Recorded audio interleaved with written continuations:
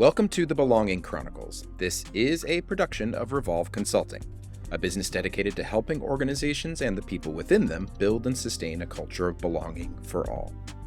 In this episode, we'll discuss going beyond our own social identities as a strategy for building belonging. Then we'll explore social psychologist Geoffrey Cohen's book, Belonging, the Science of Creating Connection and Bridging Divides, and what it tells us about the barriers and solutions to building belonging. And finally, we'll discuss practical strategies for how to tell a manager or supervisor that they're disrupting belonging. Let's go ahead and get started. I'm Jeff Bucholtz. I use any and all pronouns. And I'm Janelle Melendrez. I use she, her pronouns. So let's start off with our first topic for this pod. Going beyond our own social identities as a strategy for building belonging. We felt this would be important as getting stuck in our own social identities and corresponding experiences can serve as a real barrier to belonging, while stepping out of them can do the absolute opposite. It can rapidly help us to build belonging. I love that we're starting with this. It reminds me of one of the exercises that we like to do with some of our client partners. Philosopher John Rawls talked about designing a society with what he referred to was the veil of ignorance, where people just didn't know what social identities they would have the next day. Well, we sort of expanded on this idea by creating a thought exercise that allowed people to think about, what if our social identities were things that were changeable? What if when we woke up in the morning, we didn't know what we were going to be the next day? So as a Black woman who is visibly physically able-bodied, I might wake up tomorrow as a small man who uses a wheelchair and is of another ethnic group. So this idea that it's sort of like a slot machine, right? So our race, our gender, our abilities, our sexual orientation, what have you, changes from day to day.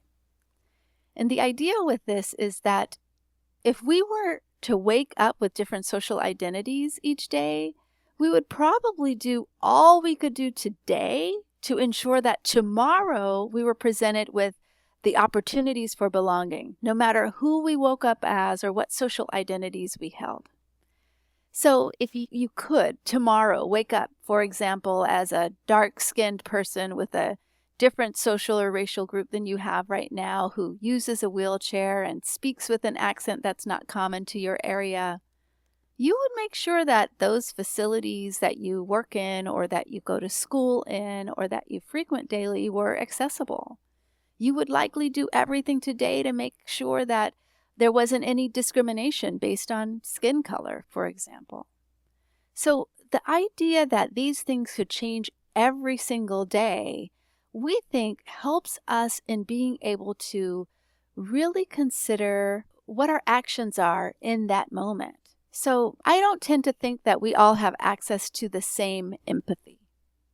So this exercise allows us to think beyond ourselves, right? It allows individuals a tangible method to contemplate perspectives beyond their own by adopting the mindset of, this could be me tomorrow, and genuinely considering others in this light. Then they engage in the practical application of empathy. I find this so interesting, Janelle. The first time that you introduced this to me, my immediate response, if I'm being candid, was you wake up as someone else. And my brain just goes, the shock of waking up. Obviously, maybe you would know. I guess you would know it was going to happen. But the first time, I feel like it'd be really surprising. You'd be like, what the heck, right? It'd be like a Freaky Friday. That outfit's not going to work for me now. So what am I going to do with all my clothes? Yeah, totally. So there's the shock that would happen initially. And I think that when you're talking about empathy, I think that would build over time, right? As you started to realize this was your day-to-day existence, that every day you were going to be someone different, and that really you would have to start thinking outside yourself and outside of your own identities. And I love that part of this exercise. I am wondering, because you introduced me to this exercise, so I am wondering, what was it about this for you that made it so powerful? How do you think it helps us get unstuck from our own social identities? Yeah, I think that The point of this exercise really is that often part of our human nature is that we will look out for ourselves, right? We will make sure that our needs are met, that we have access to the resources that we need, that we have a close proximity to comfort if we're not living exactly in it, that we're able to be involved in the decision making that we want to be involved in, that we're not left out generally, right? So that's like our human instinct. And I think that this exercise, if we apply this kind of thought experiment, it allows the space that we occupy, it allows us to start to think about, well, how do we consider other people in this space? Like, how do I get beyond myself? How does what I'm doing impact other people? How does it affect others? Because I'm usually in the space of kind of like looking out for myself and thinking about myself and thinking about what resources I need. As we start to consider experiences outside of ourselves, we start to think about the resources that other people need. We start to think about like, what resources would I need if I were them, or what would make me comfortable in a situation if I were this person. Yeah, absolutely, right? If I could be someone else tomorrow, who else's opinion should I be asking for? And what are the unintended negative consequences of people who are different from me? So being able to do that, right? Getting unstuck. But I'm going to throw it to you, Jeff. What are some of your thoughts on other things that people could do to get unstuck from their social identities? Yeah, I think our adaptation of the Rawls exercise is an interesting way to do it. I think the problem that I've had with it to some extent is that it's not possible, right? I mean, like, it's a thought exercise, obviously. That's right. It's not real. And I think that I'm still, in that thought exercise, I'm still stuck in guessing. Mm-hmm. And I think especially for me, like, for example, as a white person, someone who was socialized as a man, the thought exercise for me is, let me guess what other people might feel like in this situation if it were me, right? In order to conduct the thought exercise, I would need information about what those different identities would mean to me.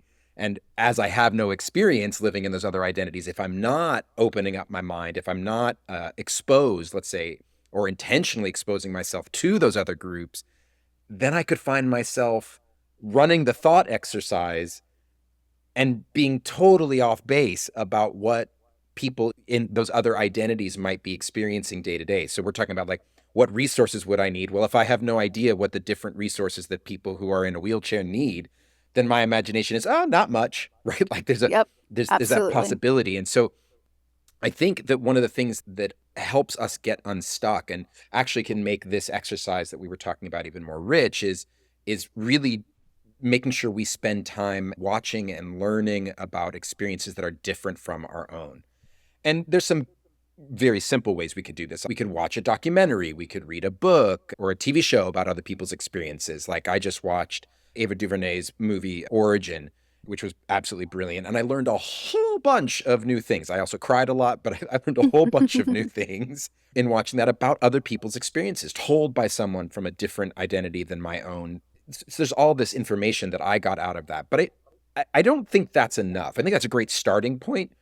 But in a sense, that barely scratches the surface for me. I think we can really start to think outside of our own identities when we're connecting directly with other people, especially those with different social identities from our own. And I think that's enriched even further when we're working together on a common goal. If I can be part of a space where there are people with different experiences, different social identities than my own, and we're working towards something together, it builds connection. Because I think you're right. Empathy is not intuitive, as we would have people think it is a skill. I think it is intentional. And I think it's a muscle we have to build up. And this helps build that muscle some, because we're connecting with other people around that kind of common theme, that common goal. I think a simple example of that, honestly, could be just sports. Did you play any sports?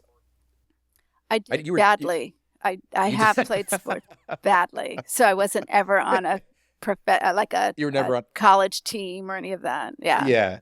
Well, I was technically never on a college team either. My athleticism is not that good. But I did play like intramural sports, and I certainly played organized sports growing up. And so I think that's one of the things sports is great for, right? Sports brings people together. It can bring people from very different backgrounds together. And then we're working toward this common goal. And so we build camaraderie and connection. And that in that we can start to build empathy and learn from one another and connect. And I think that gets us outside of our own identities. And one place I think about it a lot is the military. I mean, when we're talking about enlisted folks, because I've worked a lot with the US military, that's a super diverse group. I mean, it is a random sampling of people from the United States.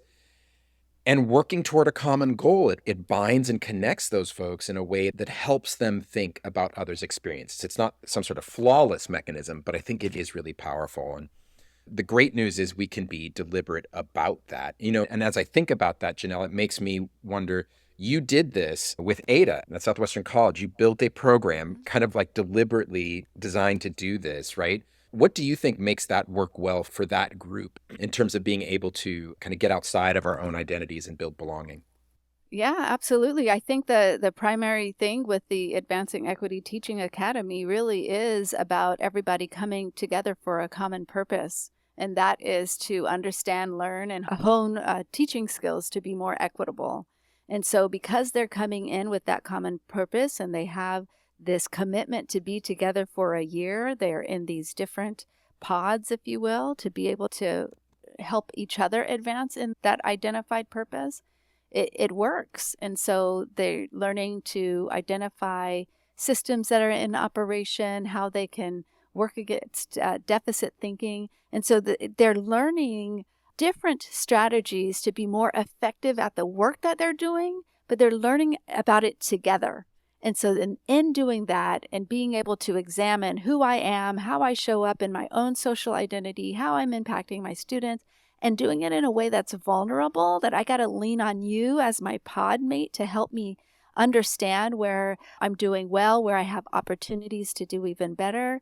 There is a trust that is built inside of that group that allows them, as they're examining their own social identities, they're also sharing that with one another, so they get to go really deep into who they are as a small community. And those are bonds that last for years because their common purpose was identified in the beginning. And so, yeah, I think that is a great example of how that can work. And it makes me think about workspaces generally, right? When you have teams coming together, it makes me think about our RISE teams, for example, when we have teams coming together around a different purpose. It's that the purpose isn't, I want to get to know you and who you are and your social identity. The purpose is, I want us to be a better organization with centered belonging, right? Or the purpose is, we want to know more about anti-racism, whatever their purpose is for whatever organization.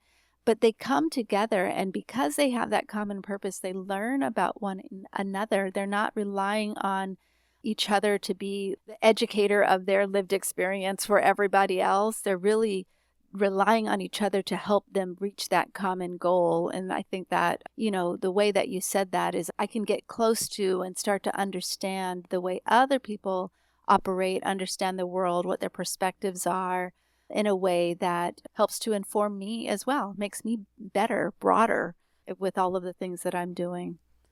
Yeah, that's a great example. Our RISE teams, which if people want to find out about, they can visit our webpage and learn more about RISE teams. But that's why we built it. We built it for that purpose, to help people in organizations build and to cultivate belonging in the organization. That's a great example. All right, I think that's pretty good. Let's transition. You ready? I'm ready. Let's do it then. Okay, so in this section, we want to discuss some concepts from the 2022 book, Belonging, The Science of Creating Connection and Bridging Divides by social psychologist Geoffrey Cohen. So I'm just going to start here. We'll read a couple of thoughts that Cohen writes about in the book that stood out to us as we were reading. The first one here is that research shows that when our sense of belonging is threatened, even momentarily, we're more likely to feel worse about ourselves, perform below our potential, behave impulsively, see others as hostile, and lash out defensively when provoked. Ooh. To which I just say, damn, right? So powerful. It's so powerful and kind of obvious. Like, and when I think about it, I'm like, yeah. Now, on the other hand, right, Cohen's writing about that even fleeting experiences of belonging, such as glimpsing pictures of people who care about us, like something as simple as that, can have far-reaching benefits. They raise our sense of well-being and self-worth and improve our performance, lessen our defensiveness and hostility, increase our tolerance of outsiders, and make us more compassionate.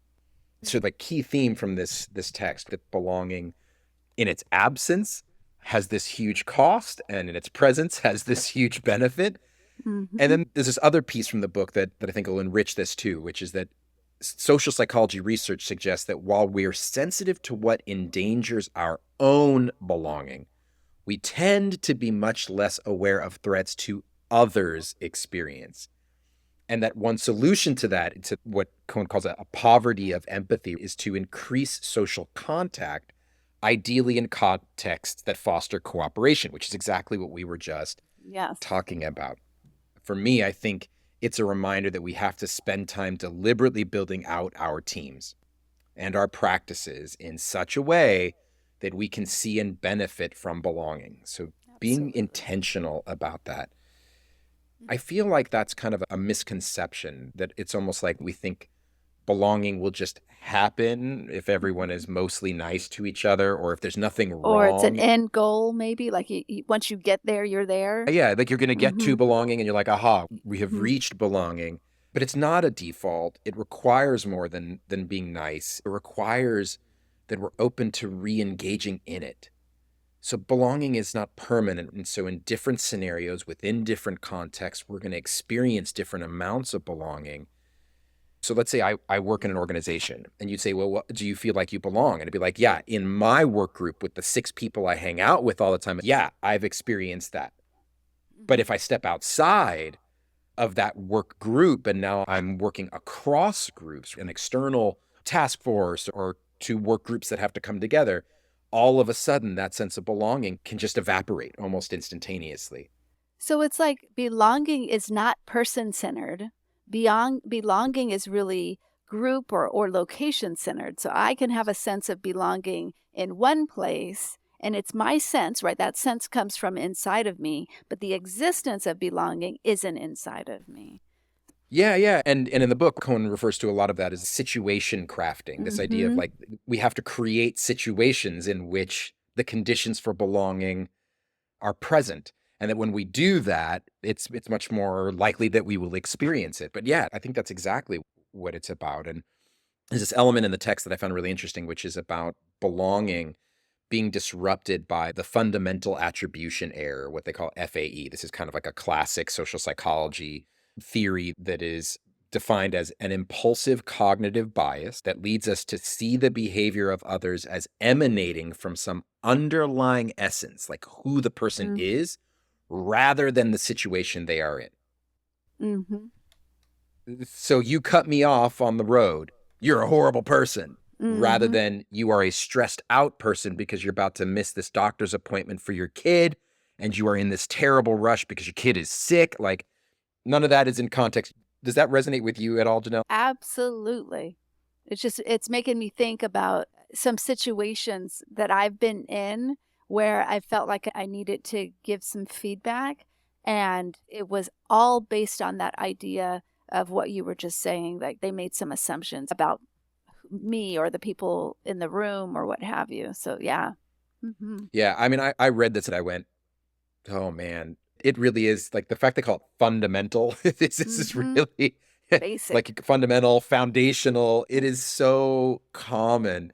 So the research on this has shown that we far too often fail to account for how situations in real life have also been crafted intentionally or not intentionally to confer advantages on some and disadvantages on others. So like this idea that, again, we're better at recognizing our own belonging than others. And this kind of speaks to why that we are failing to account for the differences in our experiences.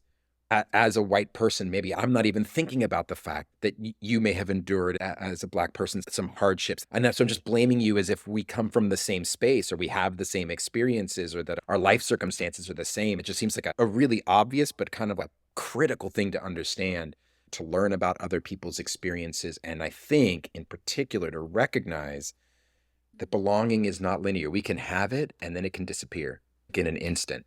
So like, what are the things we can do to sustain and expand belonging and make sure it doesn't disappear? And one of those things seems to be kind of like recognizing those differences. Wow. And it's making me think about belonging, not having a lot of space for ego, right? Like, Mhm. but we have this incredible place that centers belonging and everybody's doing great. And wait a minute, what? It's not finished. I thought we were It's done. not, hold on a minute, right?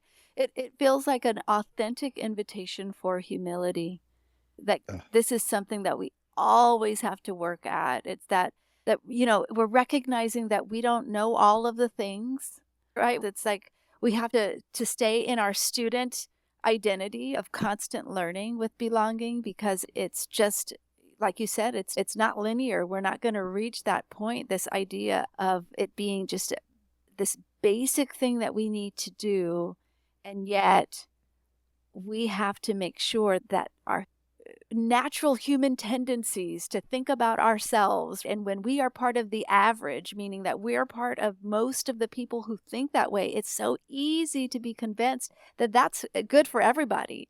But when we are Yeah. on the margins, then what about then, right? Like, how is it that nobody's getting this here? So yeah, this is just so fascinating. Yeah. I think that idea of like it's an invitation for humility. By the way, I feel like that would be a great T-shirt that no one would get. Yeah. Right? Like, that'd be like You and I a would get it. yeah, yeah. It would be like a great T-shirt we would make, and no one would understand what it was about. Uh-huh. But yeah, that invitation for humility. What do you? Just out of curiosity, Janelle, like if you were to identify one of the single largest barriers to that invitation, right? Or let's say not opening the invitation, not accepting the invitation, what would that be for you?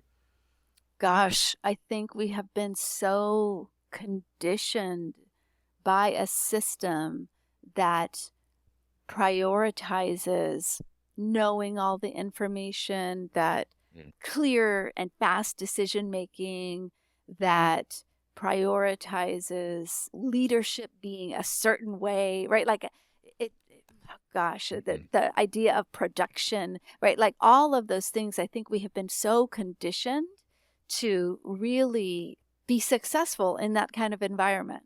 And what this is Yeah. inviting us to do is really expand and open up and enter with, I'm not really sure. Let me ask. Let me get the information of what you need, right? Let me enter with curiosity in order for our decisions, for my decision to be the best one. So that means I don't know everything. Let me ask others, right? So I just think that it's so counter to everything that we've learned about being successful Mhm. inside of almost all organizations, that I think that's what makes it difficult, because Yeah. it's to do something different than we've done before. That's a great insight. This idea that we've been conditioned, so that you've got this conditioning that's prevented that humility, and that the absence of that humility preventing us from being able to recognize how we might be contributing, let's say, to belonging disappearing for someone else, right? That it's Hmm. not something that we just possess, it's fragile. This makes me think of two other things from the book that really stood out, because it's about that fragility in a sense. And it's a couple quotes here. One is that belonging is less like a keystone belief and more like a perception that's continually being recreated anew in every situation. See, and Right. And then that's there's making this, me think about we don't have control, because belonging yeah, is the sense of belonging is person centered. The experience of belonging is environment centered. So we don't have control over how somebody perceives it, which is why all that humility is needed. yeah, yeah. And then to build on that, the second quote here was that what research has shown is that even those of us who have developed a strong sense of belonging may suddenly find it forsaking us in new circumstances. Oh gosh, forsaking. Oh, that just remind it. I remember my own situation when I was working with a team that I felt a really great sense of belonging with. Like, this was a dynamic group. And I had a couple of interactions where it just left me quickly questioning, right? And I even doubted myself. No, am I imagining? when it happened once and then it happened again. And I just started to really second guess, should I be there? Should I be looking for a different job, a different place to work, different people to work with? Is this the right place Yeah. for me? And again, I had a strong sense of belonging, but just a couple of things happened consistently, which let me going, yeah, it just really makes me think about It how fragile belonging really, really is. yeah, it like it forsaked you. Absolutely. Forsaken you. Yeah. Yeah. I was forsook. Like, Yeah, you were forsook. I love it. absolutely. Yeah, like Yeah. belonging in the Mm, book, when he refers to it as belonging uncertainty, right? And yeah. says that it's the state of mind in which one suffers from doubts about whether one is fully accepted in a particular environment or ever could be. And I'm Mm, telling you, it took me right to that place. Like, this is so, it reminds me of this song by Goapele. Goapele has a song called Strong as Glass, and a beautiful song. If you haven't heard it, you should listen to it. But in that song, Goapele says, I'm only as strong as glass. They say I'm built to last, but I could break. And I think ooh. sometimes there's that with belonging where people are like, oh, we have an environment of belonging. I feel like I have belonging. All right. Like I'm built to last. And then all of a sudden that thing happens. And guess what? It can break. And I think that's what happens. And broken glass isn't always easy to put back together. When you said broken glass, putting it together, immediately I go to Jewish weddings and the breaking of the glass. And they actually, Mm-hmm. at the end of the wedding ceremony, right, you keep the glass. Well, many people keep the glass. It's in like a little, like a sack, so the glass doesn't get everywhere. And then you Mm-hmm. send that off to companies that'll forge the glass into the broken glass into a wine goblet or into a mezuzah, which, Jewish people put on the door, right? So you Mm-hmm. can refashion it and sometimes even into something more exciting or better. And I think to me that's kind of important, right? If our expectation is that belonging is linear, then belonging can't be broken. And then we're unprepared for rebuilding it. And it Mm-hmm. seems to me that we have to be prepared to constantly be seeking how to rebuild it, reshape it, so that we're accommodating the realities of the situations that we and others are in that are going to compromise or break that belonging. We're going to have to remake, we're going to have to rebuild, but that we're not rebuilding from scratch. We've still got, in a sense, the glass there. We just have to kind of figure out how we want to refashion it to accommodate and change to the situation. I love that analogy, Jeff, and it's making me think about belonging should always be refashioned because we are always having more and more people come in to the group, the organization, whatever that group is. But we're always having more and more people come. So the way that belonging looks for the folks who are involved before those other folks come in should not be the way that it looks when other people come in. That's the whole idea of belonging, is that it shifts, Right. changes to make sure that everybody feels like they belong. So I love that idea. Yes, we're in a sense, we would need to constantly be thinking about how we fashion belonging in this situation for this group, and that we're bringing that into every space. And I feel like that could sound like a lot of work, and I guess in some ways it is, but is Sure. so much more rewarding. I mean, we've got in the one case where it doesn't happen, we feel worse about ourselves, we perform below our potential, we get hostile, and the other one, the opposite occurs. So it's like the reward for that effort, even though it is going to take effort, is clearly there. Yeah, it seems like it's going to take a whole lot more work to work with people who feel bad about themselves, who stop being productive. All of those things seems like a whole lot of HR cases. Where the other one Right. is, let's feel great about what we're doing. And yeah, it takes some work, but when on the other side, I have high employee morale and job satisfaction. So you Yeah, yeah, choose. and that feeling isn't going to be permanent, but it is Right. going to be something we're working toward and kind of achieving more often. Oh, that's so great. All right. Well, let's get to our third section here today. So, this one is our last segment. We want to answer a common question that we get in our work. So, as belonging conservationists, as we refer to ourselves in our company, we hear this question a lot. And this question is, how do I tell my manager or supervisor that they are doing something that's disrupting belonging? It's a good one. Wow. How many times have we heard this question, right? It really is a good one and such an important one to consider and think about, I think, for every individual, because the way that you do it will depend a lot on you, who you are, what your personality type is, the risks that you want to take. Like, there's so many things. And so I think for me, the first few things I would say is to assess whether you're in the right place and if it's the right time for you to share your perspective. And so that would be number one, make that assessment. That your environment goes a long way in how messages are received. And so make that assessment, whether it's the right time and place to do that. The second is to ask, is this a good time for you to hear some things that I'd like to share? Or I have some feedback I'd love to give you. Is this a good time now? And if not, can I schedule some time with you one-on-one? It Right, made me being that made me able to, laugh too, because I can see people just be like, no, and nope, running the other way almost. never a good time for that. Yeah, I had like the vision of the cartoon where the dust comes off their feet as they run out No. of the room. I think the next one is to find your confidence. And there you go. That's it. Just find your confidence. That's it. I'm just kidding.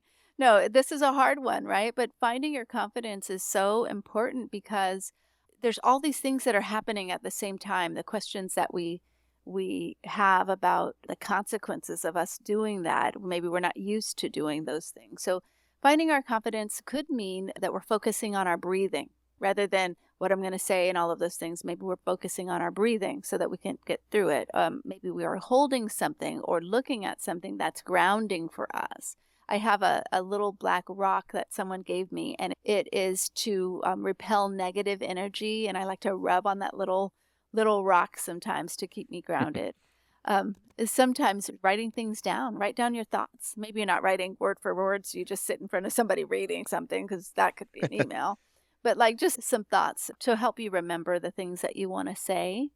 Those would be some of the things. And then I would also say that one of the techniques that some people have found helpful is to name your discomfort. Name that first and share with them why it's important for you to share whatever it is that you have to say. For example, you might say, I want you to know that I'm a little nervous sharing this with you, but I deeply value our working relationship and believe that it will help us to be in a better place moving forward. Right? So I'm saying already that I'm nervous, so they already know Yeah. that I'm nervous, right? And kind of putting that out there. But those were the first few things that came to mind for me. Yeah. First, I'm just gonna say I feel like, again, confidence rocks sounds like another thing that we could totally sell that no one would buy. No one would buy Um, it.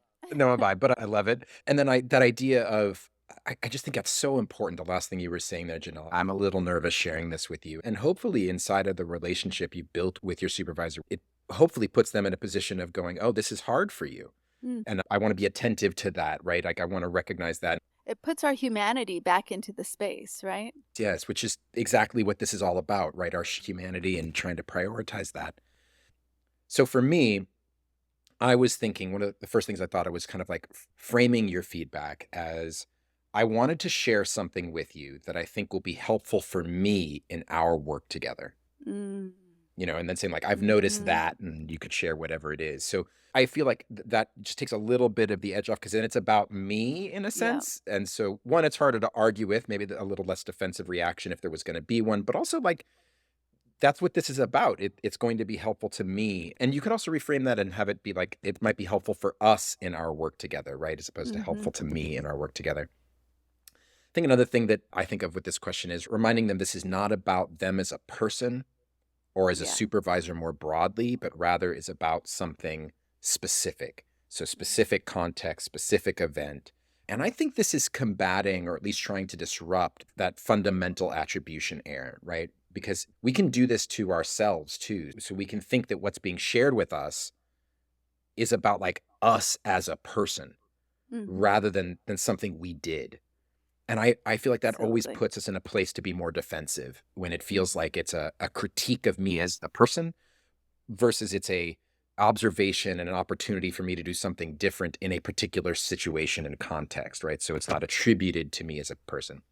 It Is feels that something much else? more doable right? It feels smaller and compartmentalized, and I can do something Yeah. like that versus change your whole personality because it's horrible, Right. right? Right. And then I think the last thing for me was that some of it's also about how you build relationships beforehand. So we've Mm, talked about this in a previous episode of the Belonging Chronicles, but filling our grace bucket, right? And filling that grace bucket up as much as possible beforehand is going to make getting this feedback even easier. So if you've been building grace in your relationship and you've been working to build belonging for one another, then this gets a lot easier. Not to say it's not awkward still or it's not uncomfortable, but it is part of it. And I think it's also important to remember that this is part of building belonging. Part of mhm. building belonging is understanding that it is fragile. It's like glass. It can shatter in just a second. So it's like we want to be aware that part of building it is getting feedback about when it's forsaken someone in that moment.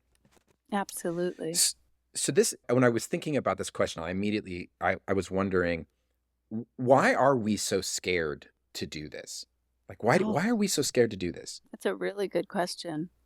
I think generally, I think when we're talking about a work setting, but even if it's not, but in a work setting, I think when I'm feeling like my job is on the line, I have Yeah. myself to support, my family to support. It's hard to get a job right now. Like all of these things happen. I think in other settings, like what else is on the line for me? I think that's part of it is like I'm putting something at risk. There is a risk here.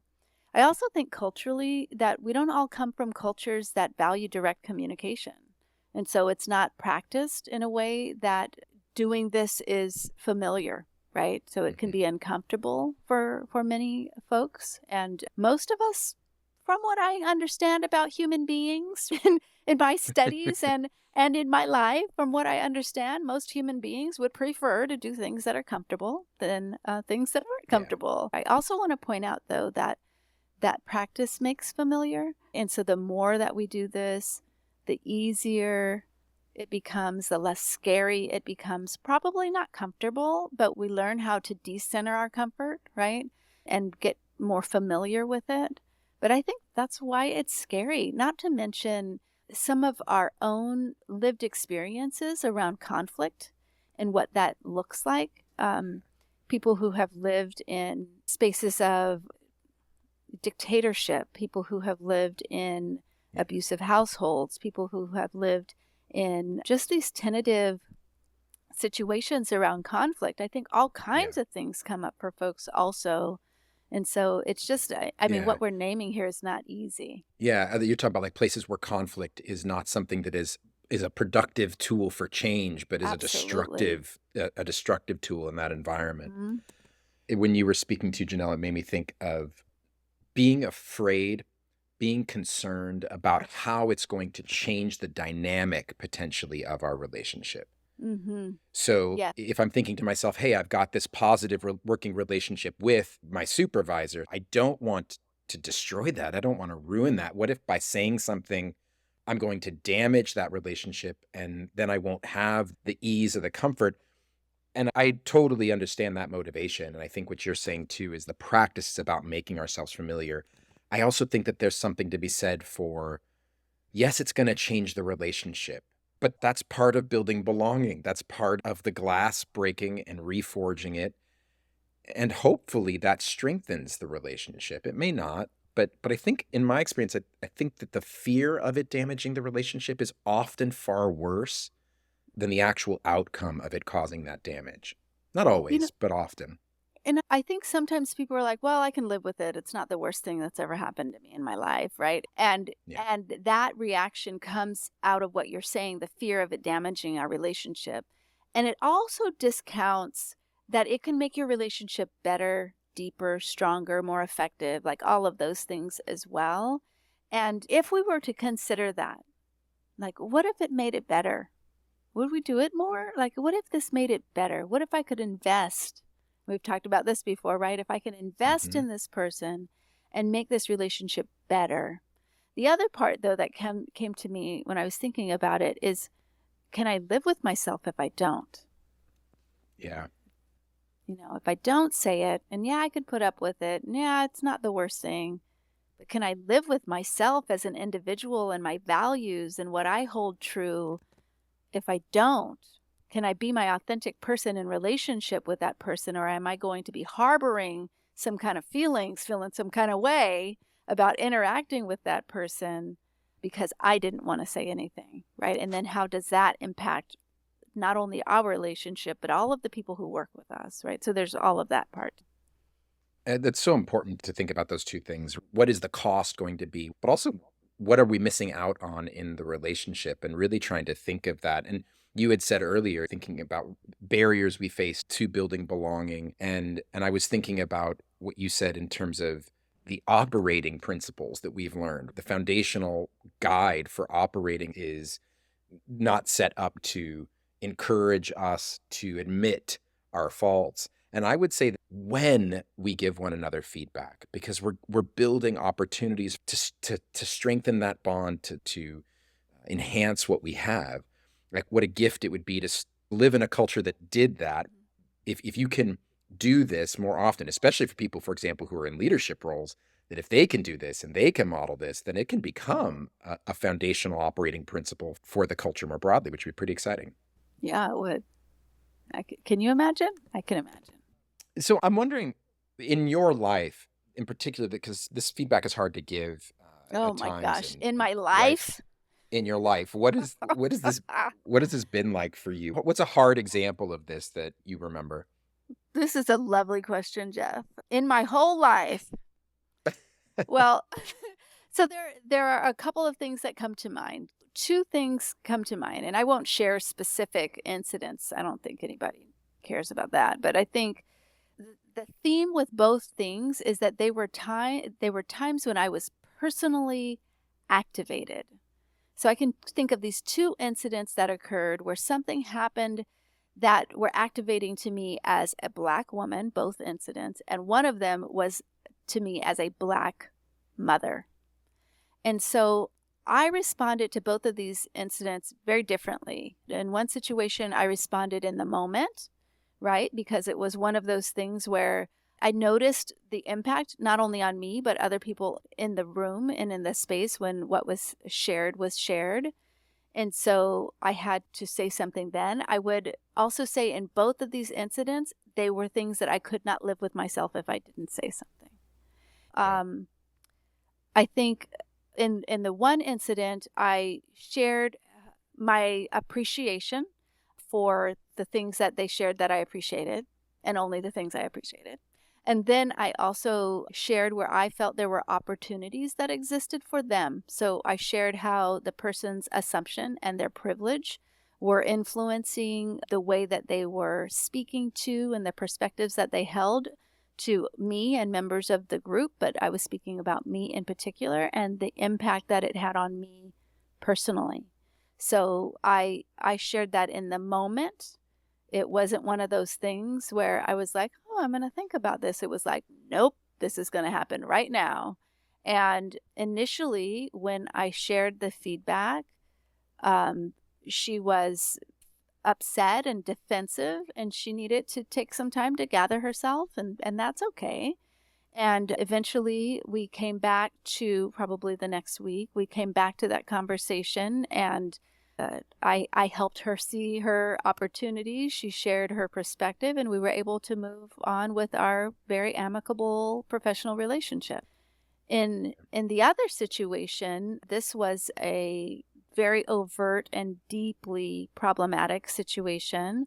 When the incident occurred, I had to do a personal assessment. I had to do a body scan. And I realized at the time when I was assessing my own reactions that it was not the time or place for me to be providing anyone with feedback. So I needed to prioritize my own well-being, and that's what I did. And then when I was ready, I asked to meet so that I could provide my perspective about the situation. I set up a meeting time, and I had some notes on making sure the things that I wanted to share were outlined for me so I didn't forget, because again, this was something that was very activating for me. I had a couple of articles to share with this individual. This time around, it was around racial battle fatigue, so that they would understand what that meant. And I also let them know that I thought their understanding of the kinds of things that I was pointing out to them would help them in their leadership.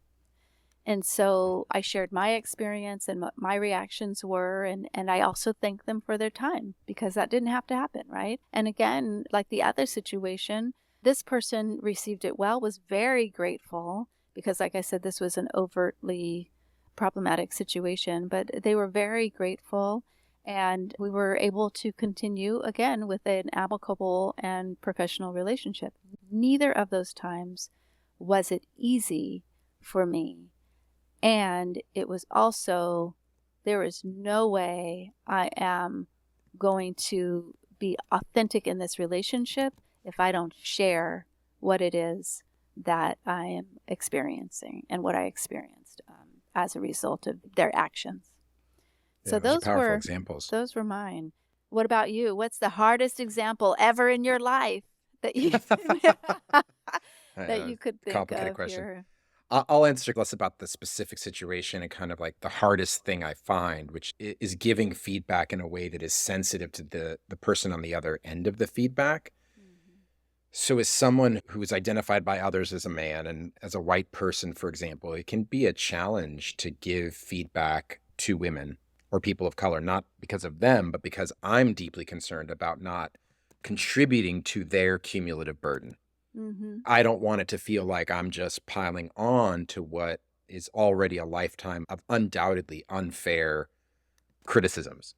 And I don't want to be adding to that. So I think for me, there's a few practices that I employ a fair amount. One is just being specific to the situation. So just making sure that I'm being specific to what happened, what the context was, and trying to be as precise with that as I can, as opposed to it being some sort of generalizable comment, but to be very, very clear and specific about what I'm thinking. I also think that with that is to be inquisitive.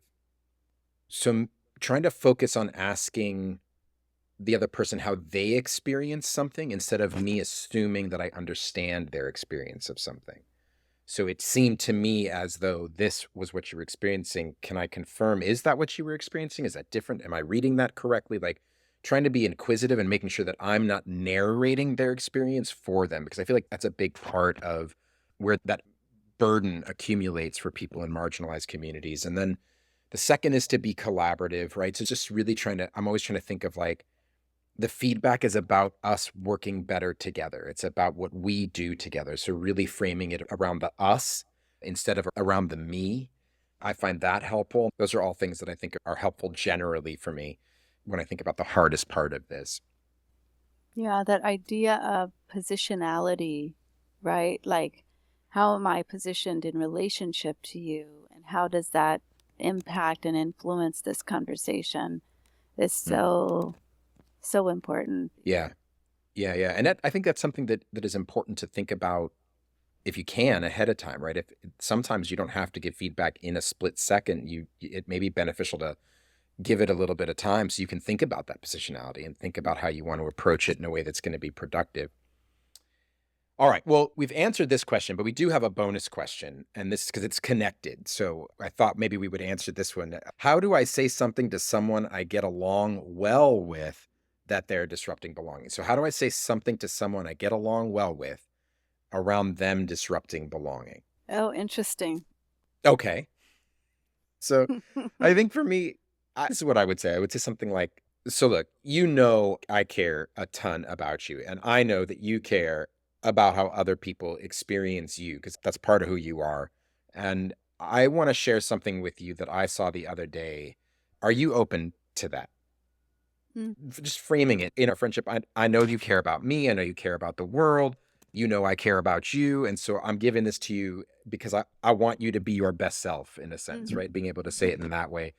And then I would say the same thing as I did earlier, which is trying to really make sure that it's not about them as a person, but is specific to the incident, is specific to the context in which it happened. Yeah, I like that. I think I would be looking at saying something like, I'm going to be looking out for you, right? Ooh, and so I like that. Because I'm looking out I'm for totally you, I'm going to that. bring things to your attention And they may not always feel great, but know that it's coming from a place of me looking out for you because I want to see you be successful, like one of those kind of Yeah, things. that's good. And then I think associated with what you said also is, that recognizing, like, I know you don't want to disrupt belonging. Like, I know you well enough to know that's not what you want to do. Yeah. And I know you also don't want to be viewed as somebody who disrupts it. So because I know you care about this, I feel like it's my responsibility as somebody who has a good relationship with you to make sure I'm bringing it to your attention when it happens. And so I'm going to share this thing with you, right? And I hope that you'll do the same for me. Kind of Yeah. to that accountability. I'm going to do it for you because I'm looking out for you. Can you look out for me the same way? And then I was Yeah. sort of thinking about just especially in organizations, like who is that partner that I can say, can we have regular check-ins and let's just make this be a regular thing that we do when you hear things or you see things that I've done, you bring it to my attention so I can be really great in this organization. And I do the same thing for you and not have it be this awkward, I got to bring something up to you, but like regular. And this week it's going to be this thing, right? Like, this is what I'm going to do to help you be even better. What are you going to do for me? Right? Like kind of make it this Yeah. this regular thing that is part of our Yeah. relationship. That a thought partnership. I mean, Rise Hmm. teams could be that as Yeah, well, right? Like they can function in that way too. absolutely. But doing it deliberately. And that goes all the way back to kind of where we started about belonging not being something that happens accidentally. It's something that we are going to need to invest in. And that is what we're here for, right? That's what the Yeah, Belonging Chronicles is absolutely. all about. So, all right. Well, I think we have reached the end of this episode of the Belonging Chronicles. This Woo-hoo. concludes the episode. Please do subscribe and like the Belonging Chronicles. We'd really appreciate it. And of course, if you'd like to reach out to us directly, you can find us at revolveconsulting.com. And we will see you next time.